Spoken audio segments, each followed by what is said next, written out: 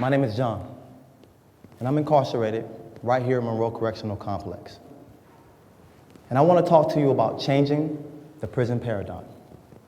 To do this, we must address the misconceptions that we have about crime and incarceration.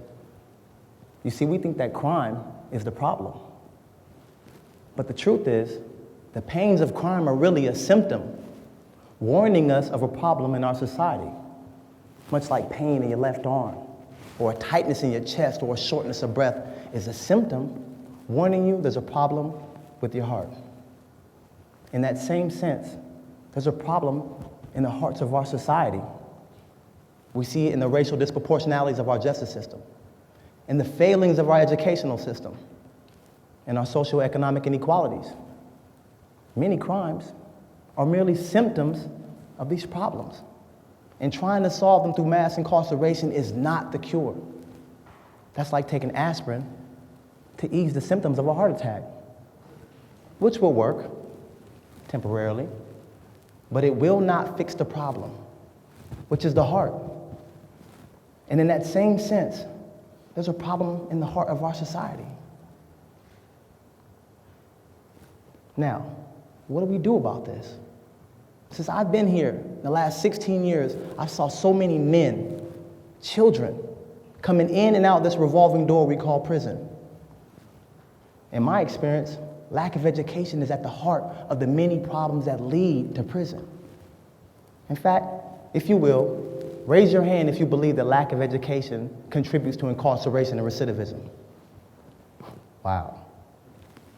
Well, if we all believe there's a direct correlation between lack of education and incarceration, as well as the rate of recidivism, why don't we turn prisons into schools?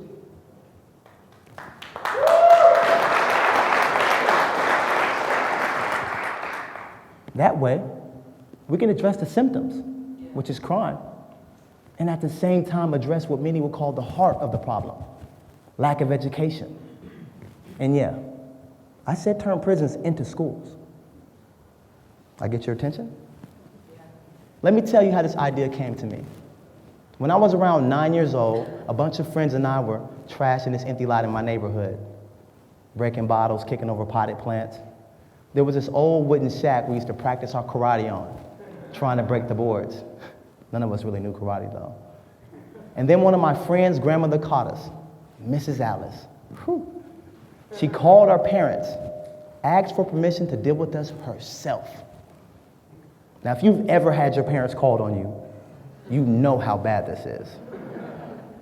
But when I found out this elderly woman would be in charge of my punishment, I figured I'd get off easy.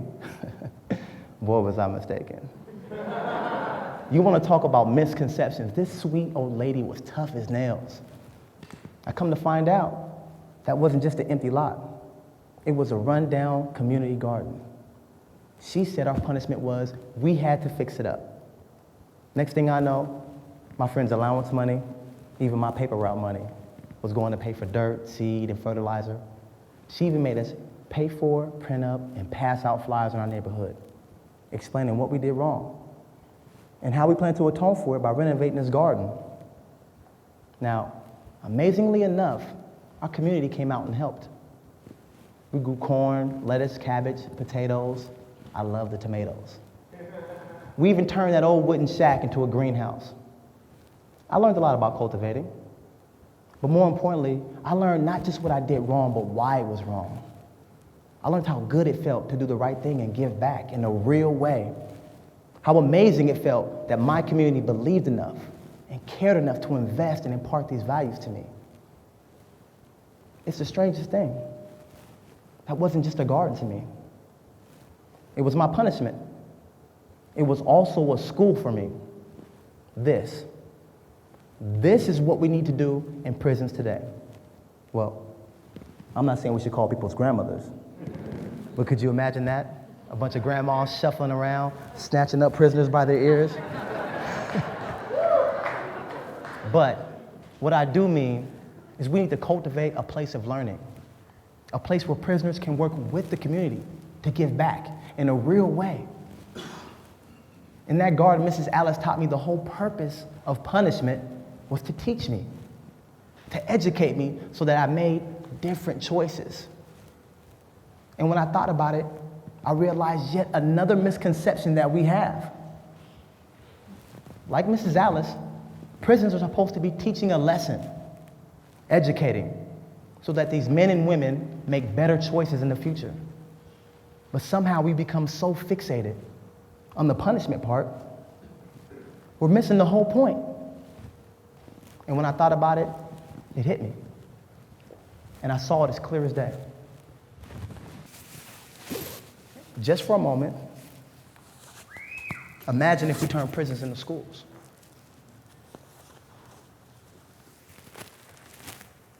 Oh yeah.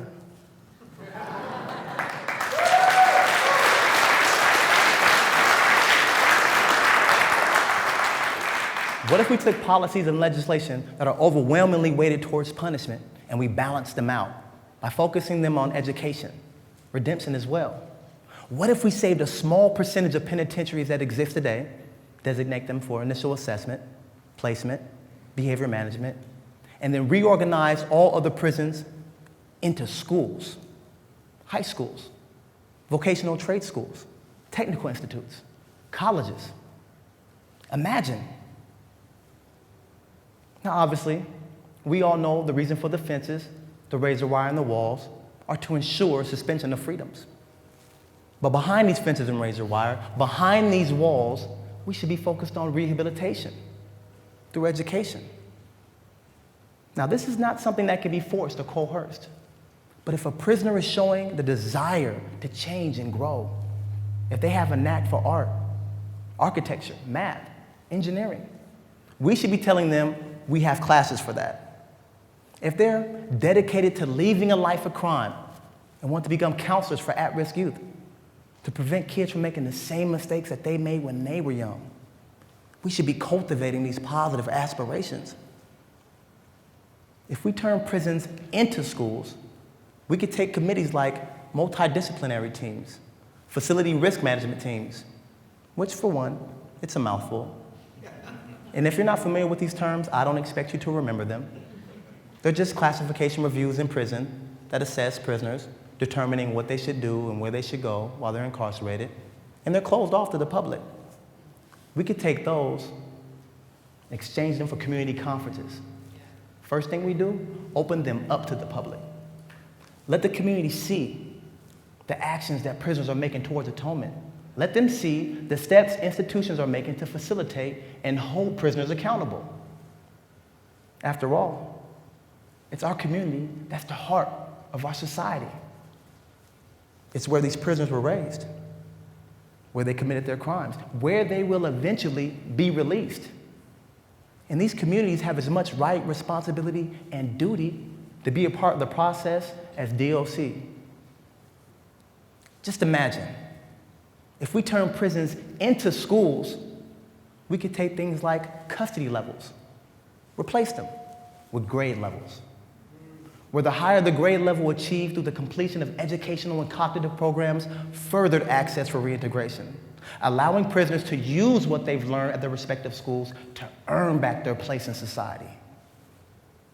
And by doing this, we could take the general public's lack of information, their growing communal fear regarding a prisoner's release, and transform that into a graduation, an acceptance back into society supported by the community's knowledge of a prisoner's personal progression. I say turn prisons into schools because it's not enough to simply bring educational programs behind these walls. No. Just like Mrs. Alice taught me, it's not enough to simply throw seeds on the ground. You gotta fertilize it. You gotta till the soil. You gotta water it. And if the environment is not conducive to producing the type of plants you want, you gotta change the environment.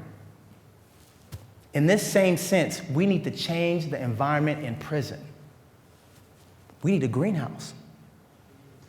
Because as prisons function today, they're an environment of marginalization, objectification, an environment that is increasingly becoming counterproductive to the very ideals of correction that the Department of Correction is named for.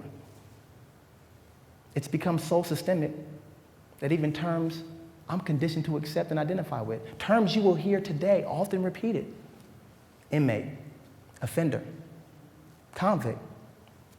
They marginalize me. They marginalize us. And I can tell you from personal experience that if you're under such conditions long enough, it's likely you'll begin to feel like you're incapable of growth and change. That no matter what you do, you'll never become a better person. And this environment is not just affecting the prison population, but the prison staff as well. Staff who find themselves struggling between treating us like the human beings we are, or treating us like the less than human objects these institutions have come to define us as. Despite the good intentions of many that work within the system, despite the good intentions of many in this very room, instead of rehabilitating these men and women in prison, we're institutionalizing them. And because of our misconceptions about crime and incarceration, we're perpetuating a disservice, an injustice on our neighborhoods, our families, when we're not properly rehabilitating these men and women in prison before we release them into our communities. Ask yourself, do you want institutionalized ex-convicts being released into your neighborhoods? Or would you rather have rehabilitated men and women graduating back into society? Imagine.